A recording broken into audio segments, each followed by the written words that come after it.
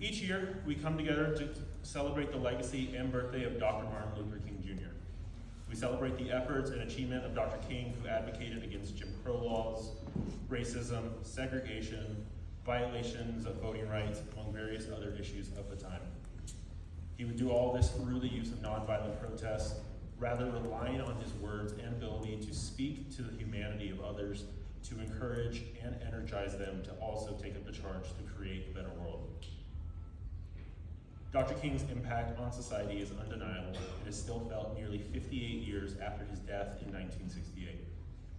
On this day, we celebrate the work he did, but we also use today as a reminder of the work that is still to be done and that we must continue to fight to achieve equality for all.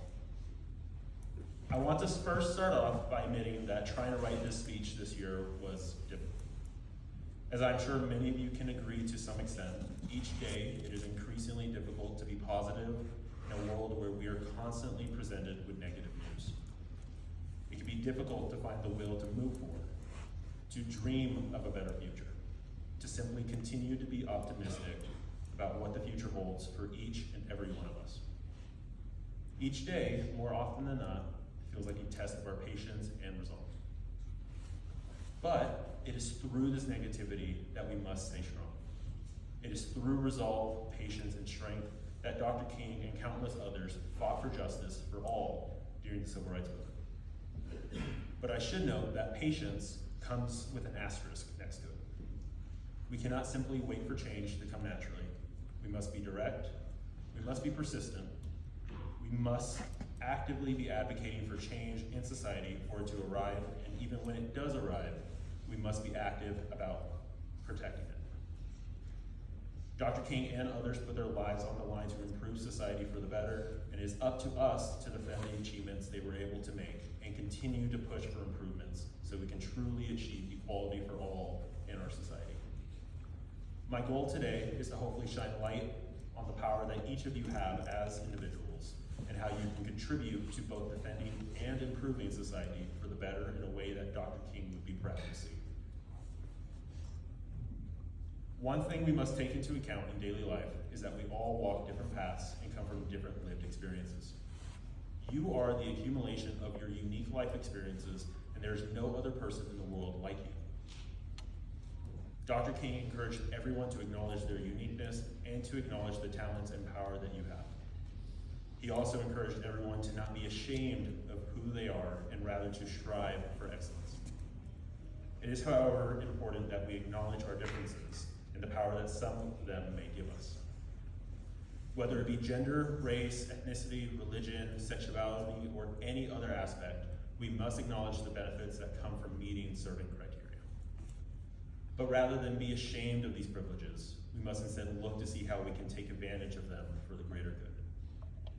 Dr. King mentions this himself in some of his speeches and sermons, particularly that of a letter from a Birmingham jail, where he calls on white moderates to use their voices to call for justice and create disruptions rather than advocate for order to be maintained.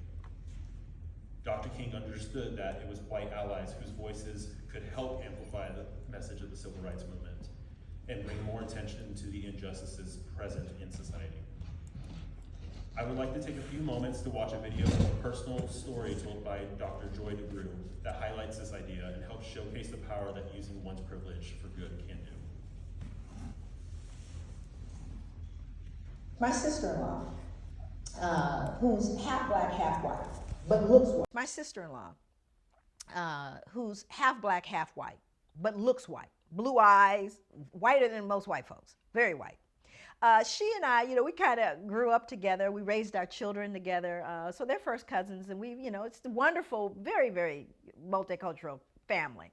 So we're going in a Safeway one day. And Kathleen, my sister-in-law, is in front of me, and she's, writing a check for her groceries.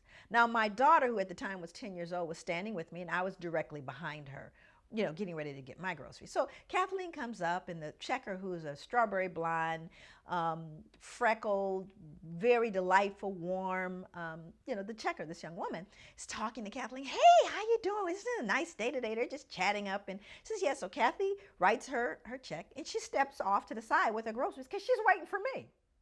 Of course, again, Kathleen looks white, right? So I come up. No conversation. She looks up at me. Absolutely no, just a little chatter. And I write my check. My daughter, however, is 10, notices immediately the difference in how she responds to me. So I write my check, and she goes, I'm going to need 2 pieces of ID. At which point, my daughter looks at me, and she gets very, very embarrassed, and tears are kind of coming up in her eye, like, Mommy, you're not gonna let her do this. Why is she doing this to us, right? So I'm trying to figure out what I should do, because behind me are 2 elderly white women, right? And I'm thinking, okay, so then I become the angry black woman, right? And they're gonna be, and I'm just trying to second guess all the drama.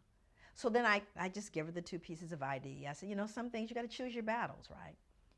And then it gets worse. She pulls out the bad check book, right? So this is the book that shows the people who've written bad checks. So she starts searching for my license in the bad checks, at which point it's just out of control now. Just as I'm standing there trying to decide what to do, and it's really deeply humiliating. Now my daughter is in full-blown emotionally upset, who's 10. My sister-in-law walks back over, and she steps in and she says, excuse me, why are you doing this? And the checker goes, well, what do you mean? She goes, why are you taking her through all of these changes? Why are you doing that?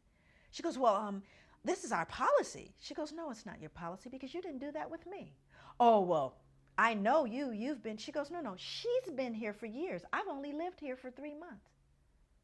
And so at this point, the 2 white elderly ladies go, oh, I can't believe what this checker has done with this woman. It is totally unacceptable. At which point the manager walks over. So the manager walks over and says, is there a problem here? And then my sister-in-law again responds. She goes, yes, there is a problem here. Here is what happened. So you see, she used her white privilege. And even though Kathleen is half black and half white, she recognizes what that means. And she made the statement. She pointed out the injustice. And she, as a result of that one act, influenced everyone in that space. But what would have happened? I can't know for certain had the black woman said, this is unfair. Why are you doing this to me? Would it have had the same impact? But Kathleen knew that she walked through the world differently than I did. And she used her white privilege to educate and make right a situation that was wrong. That's what you can do every single day. Dr. LaGrue makes an excellent call to action at the end. As I said earlier, some parts of our identities give us inherent powers and benefits in society. But rather than be ashamed of these privileges, we can instead utilize them to help others and call out injustices in a similar fashion to Kathleen in that situation. We can do as King hoped and utilize our own privilege in different spaces to uplift those whose voices may be going unheard or simply ignored. To close out, I will leave you with a call to action. I call on each of you to take a moment and think of the things you can do to make a difference in the world around you. And again, I will remind you that you do not need to be the leader of a movement like Dr. King to make an impact on this world.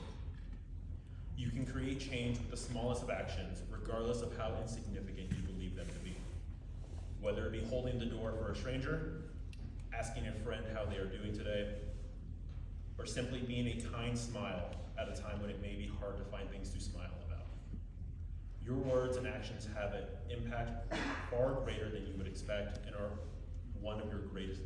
some of the greatest tools you have.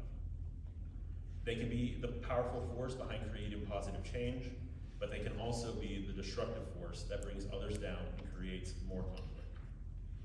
I call on each of you to be the former and use your voice and actions for good. Speak up for yourself and for others when you see harm being done. Be someone who will call out injustice rather than sit idly by, because to decide to remain silent is just as bad as performing the injustice yourself. As Dr. King said, injustice anywhere is a threat to justice everywhere. Thank you.